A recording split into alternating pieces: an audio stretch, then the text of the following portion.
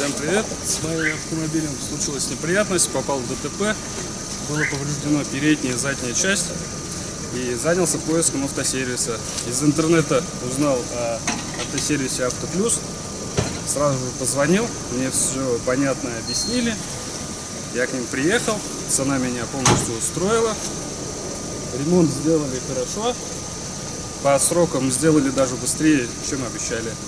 Работой автосервиса полностью доволен. Буду желать всем знакомым советовать данный автосервис. Все, спасибо.